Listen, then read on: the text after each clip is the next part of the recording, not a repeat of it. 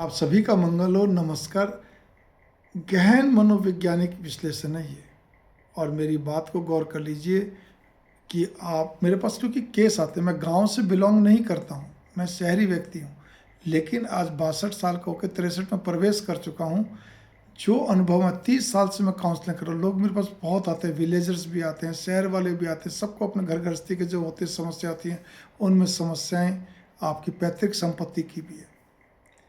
ठीक है, वो पूछते साथ मैं आपसे फिर कहने जा रहा हूँ, लेकिन यहाँ पे वो ठीक है, अलग बंटवारा भी मैंने कहा ना, वसीयत पहले करवा के रखी ताकि कल को बाद में दिक्कत नहीं आए। भाई आपको जो अपनी बेटियों को देना है, बेटों को देना है, जो भी कुछ करो वसीयत बनाइए आप बार बार, ताकि दिक्कत नहीं आए। लेकिन यहाँ पे मैं एक मुख्य बात कह रहा हूँ, उस पर गौर कर लीजिए।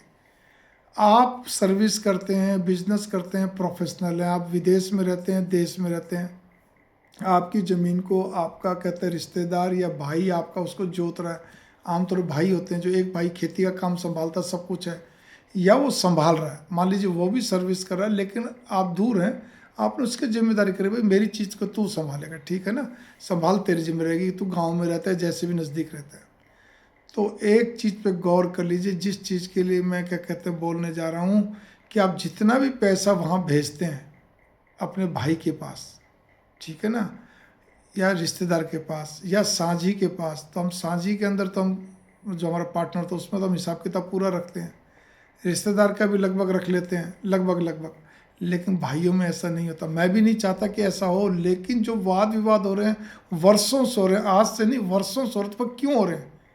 भाई के मन में पाप नहीं आया तो उसके बच्चों के आ गया, बस इससे ज़्यादा पीढ़ी आती नहीं। तीसरी पीढ़ी वाली तो कहानी ख़त्म, क्योंकि वो पहली दूसरी पीढ़ी में पाप शुरू हो जाता है, तो वो आ जाता है पाप। फिर वो कुछ हिस्सा रखने की चेष्टा करते हैं, कुछ मार लेते हैं, खेत का कुछ हिस्सा उधर से उधर कर लिया, इधर से उधर कर लिया, कई तरह की जो गांव में प्रॉब्लम्स बनती हैं। बाद में उसमें झगड़ा होता है, क्योंकि हमारा भी धैर्य चुक जाता है, या तो हम भी इतने त्यागी हूँ, भाई ठीक है जो तूने रख ले रखा, अब जो मेरा हिस्सा बचा वो तो मेरा ना, चल मैं उसको अपने नाम पर करवा लेता हूँ, बस तू शोर ना कर, कहानी ख़त्म। वो हमारे अंदर त्याग नहीं होता है। ठीक है, आमतौर पर ये तर्क दिया जाता है भी त्याग किस बात का, चीज़ तो हमारे हिस्से में आई थी, उसको तो मिल गई। अरे कोई बात नहीं भाई, भाई तो आपका घी गिरा मूंग की दाल में, लेकिन वो भी नहीं स्वीकार करते। तो उससे बचने के लिए भी एक तरीका इतना ही होता है कि भाई वाद विवाद नहीं बढ़े, इसलिए त्याग करना चाहिए। ठीक है, वो सबसे बेस्ट है। मैं तो उसके हक में, मेरे पिता भी उसी तरह करा उन्होंने, और मैं भी उसी हक में। लेकिन आप जितना भी, क्योंकि ये भी होता है, आप तो कमा रहे थे, आपका तो पैसे की कमी थोड़ी है। हमारा तो क्या कहते हैं, मान लो पिता ही बोल दे ये बेटा तो खाली खेती करता है, इस खेती के भरोसे ही है, तो आप दिखा सकते हो जी मैंने इतना पैसा तो दे भेज चुका हूँ यहाँ पर। ठीक है, बाकायदा बैंक के द्वारा, किसी भी के द्वारा, या आपने कैश भी दिया तो उचंदी लिखवा लिए, साइन करवा लिए। ठीक है, वो उचंदी का उसमें लिख के डायरी में साइन करवाए कि इतने पैसे दिए।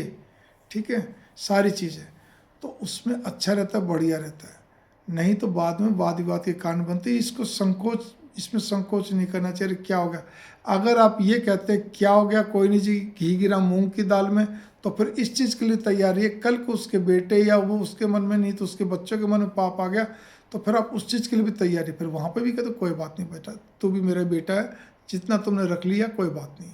बाकी तो चाचा को या ताऊ जो भी आप लोग उसको दोगे ना, या वो भी पूरा नहीं दोगे, तो वो शर्मा शर्मी इतना तो बोलेंगे हाँ जी ये तो आपका है, लेकिन ये हमारे हिस्से में आया, या हमने रखा, या हमने करा, जो तो त्याग किया तो भावना पूरी रखो, और नहीं तो फिर हिसाब किताब पूरा रखो, ताकि आप कल को दिखा सकते हो मैंने इतने रुपए अब तक भेज चुका हूँ, या इतना इन चीज़ों पे लगा चुका हूँ। मान लो आपने कोई इंस्ट्रूमेंट दिलवा दिया, आपने कोई चीज़ दिलवा, इतना भी दिलवा, वो सारा हिसाब एक पूरा रजिस्टर बना के रखो, डायरी बना के रखो। मंगल कामना, नमस्कार।